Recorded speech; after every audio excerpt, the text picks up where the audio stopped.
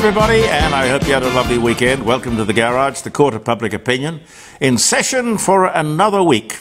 I'm Jeremy Cordo. Peter Clayton is behind the camera. We were just talking about, on Friday, we were talking reminiscing, romancing, I don't know. Stories about hostesses on aeroplanes. Am I allowed to tell about the kiss that you got? Yes. How old were you? 15, I think. And was she gorgeous? Well, I fell in love hopelessly. Oh, yes. Oh, look, the trick is, that is really what aviation should be about. It should be flying fantasies. Oh, dear. I mean, in those days, pretty girls would either be a model or they'd be an air hostess. Glamour personified. But I suppose there are lots of stories about people. Anyway, I just prefer the days of romance and fantasy. Why not? Before we get into the news of the day, a new week, June the 19th. The British royal family, which had very strong German ties since George I, renounces its German names and titles and adopts the name of Windsor. That was this day in 1917. Well, hell, when the First World War was 1914 to 1918, it does smack a little bit of just waiting to see which way the wind was blowing. Anyway, they waited till 1917, 1 year before the war ended, before they sacked the Germans. Robert Peel introduces the Metropolitan Police Act of 1829 into Parliament to establish a uniform police force for London, the city's first modern police force, the Bobbies, named, of course, after Robert Peel, 1829. The Tasmanian Devil. I really don't get this. 1954. 1954. Tasmanian Devil, Warner Brothers cartoon character, created by Robert McKimson and Warren Foster, Looney Tunes and Merry Melodies, first debuts in Devil May Hare. And you know who the hare was? Bugs. But they have a copyright, even to today, on the Tasmanian Devil. I don't see how that's fair. Anyway, I wonder how they came up with the Back in 1954, they wouldn't have known too much about Tasmania. I mean, God, no one knew too much about Tasmania, which is why it was so beautiful. It was really a wonderful, undiscovered, unspoiled treasure. Joseph Banks, the English botanist and naturalist who accompanied James Cook on board the Endeavour, dies at 77. The year was 1820. Let me see. French King Louis XI forms the first postal service. So never before this day, in 1464, was there a postal service, mail delivery. It's a red letter day. Jerry Lewis and Dean Martin end their partnership of 10 years, 16 films, very acrimonious separation. 1956, most separations tend to be, don't they? Boris Johnson, British Conservative politician, US Prime Minister. We'll have something to say about him. 1964 he was born. The first airship in service, 1910, it was called Germany. Must have been one of those Zeppelin things, I suppose. Yeah. A man is beheaded for witchcraft and sorcery in Saudi Arabia in 2012. The Earl of Wessex, Prince Edward, 35, weds Sophie Rhys-Jones, 34, St George's Chapel, Windsor Castle, in 1999. Jean Arthur, American actress. Oh, she was in Shane. Did you ever see Shane, Pete? Yes. Great movie. Yeah. Loved Shane. She was also in Mr. Smith Goes to Washington. Dies at 90 in 1991. The Australian government and companies suffer a month-long state-based cyber attack, according to Scott Morrison, in 2020. And I don't know, I have a note here as to who was responsible for that. Extraordinary. Oh, aspiring actress. Oh, I love her. Do you know who Norma Jean Mortensen is? No. You don't? Not Marilyn Monroe. Yes. Yeah. Norma Jean. Norma Jean. I didn't know. Yeah, I've got pictures of Norma Jean everywhere. Oh, I love her. Oh, what an air hostess she would have been. Oh, goodness me. 1942, aspiring American actress Norma Jean Mortensen, later known as Marilyn Monroe, 16 years old, weds first husband, American merchant marine James Doherty, 21. They divorced in 1946, but married this day in 1942. How much time have I got, Pete? Well, none, really. No, okay. Carol Ray dies at 99 years of age. British-Australian actress, number 96, blankety blanks. 2022 she died. Wallace Simpson, the American divorcee, wife of British King Edward VIII, abdicates his throne to marry. Anyway, she was born in 1896 and died in 1986. Louis Jourdain, the French actor.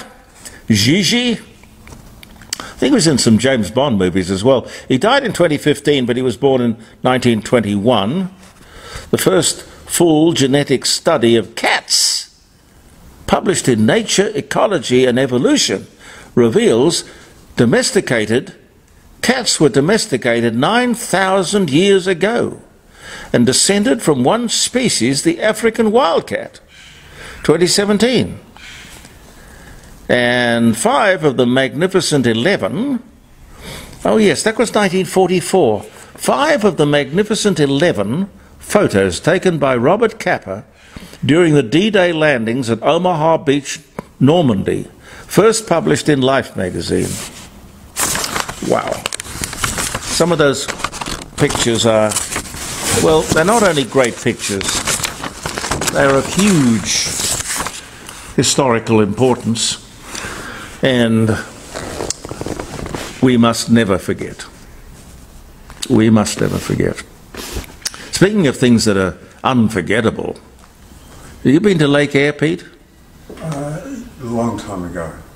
Well, I've seen some pictures. Lake Eyre in Central Australia. The amazing coming to life.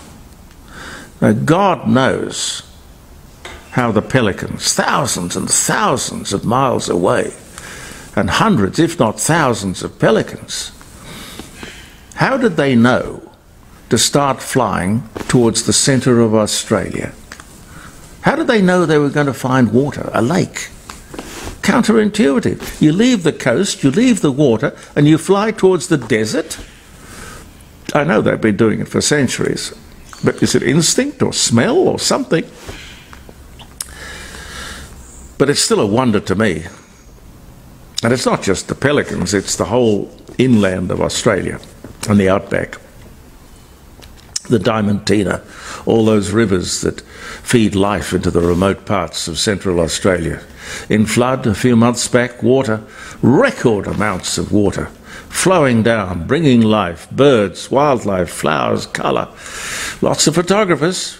I'm sure you've been there, Pete. I've seen pictures that you've done of pelicans. And Oh, I've got plenty of pelican photos, but not... Lake Eyre is just amazing. And there should be lots of photographers and lots of tourists. It's a remarkable sight. And this year, it's a 1 in 25, 30 year spectacular. And yes, I know the floods were, well, inconvenient, to say the least. Very expensive, destructive, annoying. But with that water comes life. And the cycle goes on. I don't like, as you may know, the idea that we've got 3 national flags in Australia. I sort of look at it and I think of it as a symbol of a divided nation. We should be inclusive, shouldn't we? Isn't that the catchword of the age in which we live? Let's include everyone. Huh? Why not? Aboriginal, Torres Strait Islanders, migrants from all over the world, all over one flag, under one flag. Ladies and gentlemen, that's what you call inclusive. What we have at the moment is sort of strange tokenism, racism, and paternalism too, really. The world sees our official representatives not united, standing in front of one flag, but 3 unexplained flags. I wonder if they ever ask. They probably wouldn't be rude enough. But I am. If we went into battle today, what flag would we be carrying? And the Liberals are no better. Aboriginals are 3% of the population, responsible for 0.4% of Australia's GDP. That's the wealth of the country. Torres Strait Islanders, much less. What exactly do these flags symbolise? What is the point? We should be striving to be inclusive. Tell me where I'm wrong here. All people under one flag, one nation. I can tell you that what we've been doing up until now hasn't worked. And if you don't believe me, you come with me for a little walk down North Terrace any afternoon after about 3 o'clock in the afternoon, and I'll show you where the present policies have taken us and the Aboriginal people of Australia. I think it's time we rethought some of these failed ideas and policies. It's all in the bag of woke, I think. All has something to do with woke. The brand new and very expensive, in fact, most expensive hospital in the world is going to be revamped. Have you heard this? Nice to see the government at last agrees that it doesn't work, or to a degree it doesn't work, falls short of its job description, the job for which it was built.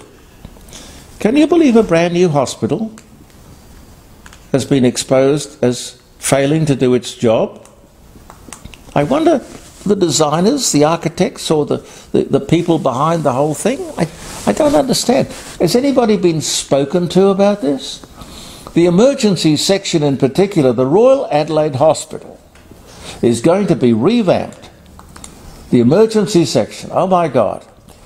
Then on top of that, we have the state government revealing that it wants to spend, on top of the already allocated money to revamp the swimming centre in North Adelaide, in the parklands in North Adelaide, they want to spend another $57 million. We had the Premier and his family in the pool the other day. Must be heated. She wouldn't want to jump in cold water today, I wouldn't think, Mr. Premier. Now, we've got people who can't pay their electricity bill. We've got a lot of people in a lot of trouble. And we've got this great big deficit. Gee whiz. This is about, what, cake and circuses? We should not build a North Adelaide swimming centre. There's a fantastic centre at Marion, world class in fact, cost millions. And we can build a new one in North Adelaide when and if we have the money to do it. Huh? Wouldn't that be an idea? Politicians love coming out with these happy, good news announcements. That's the thing.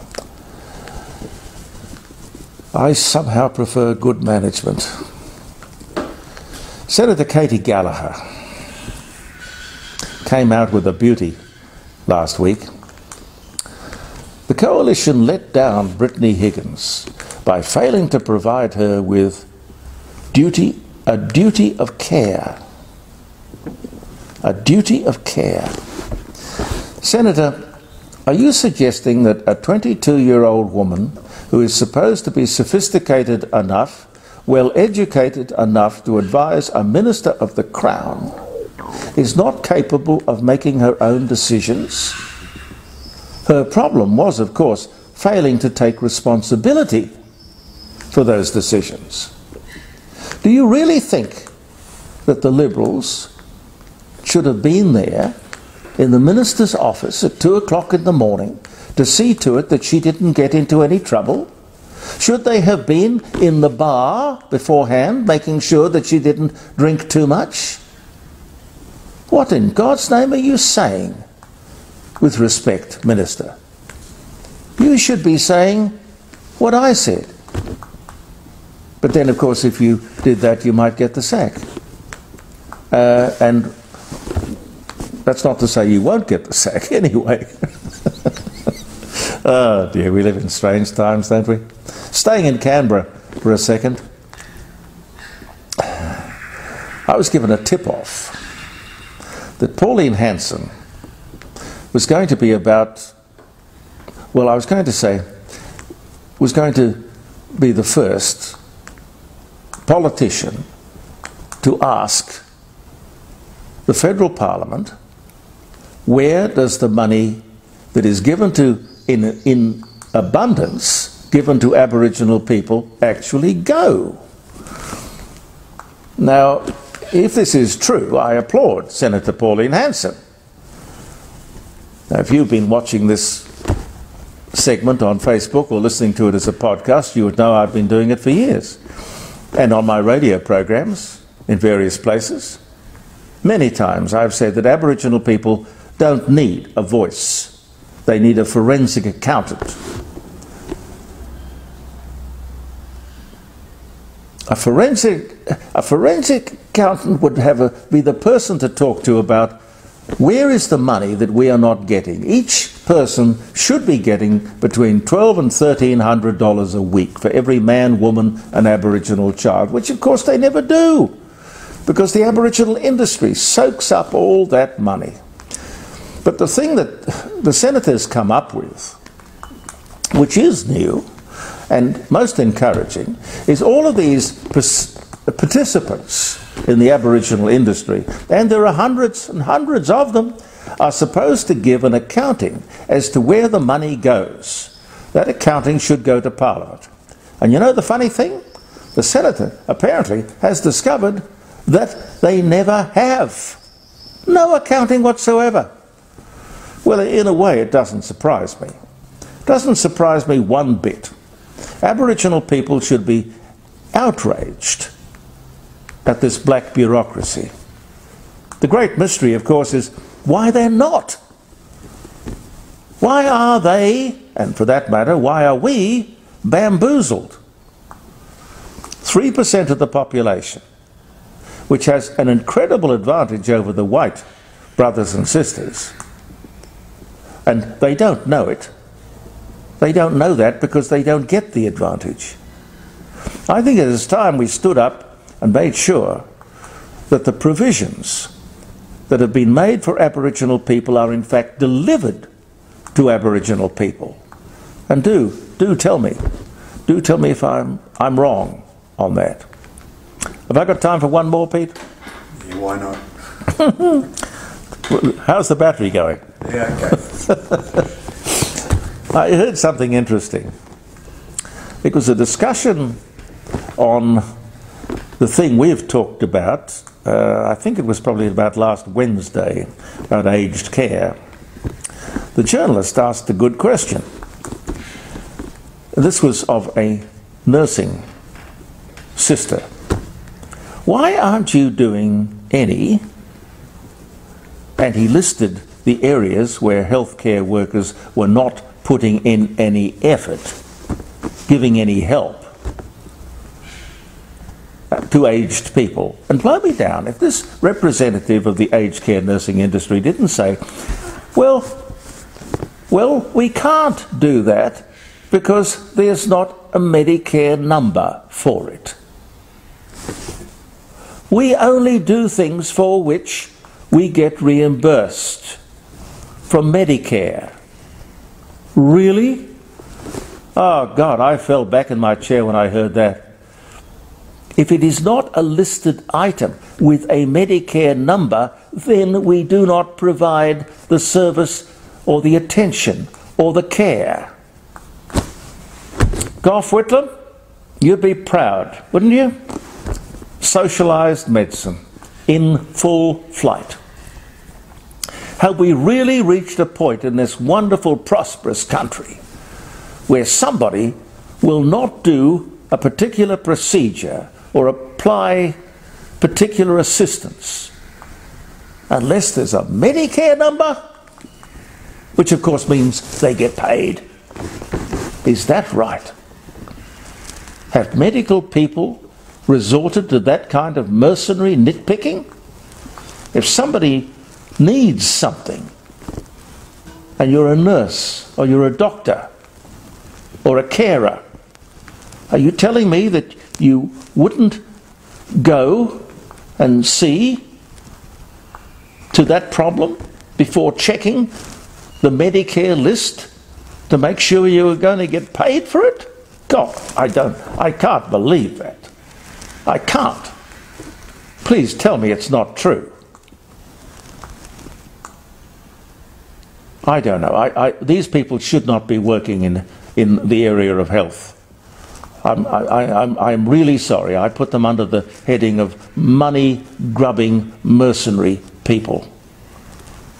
I hope what I saw was not indicative of the vast majority of people who work in aged care. But if it's a problem, we need to clear that out. Ladies and gentlemen, thank you for viewing the Court of Public Opinion and all your input and your comments. I appreciate it. Peter Clayton and I, Jeremy Cordeaux, will be back tomorrow.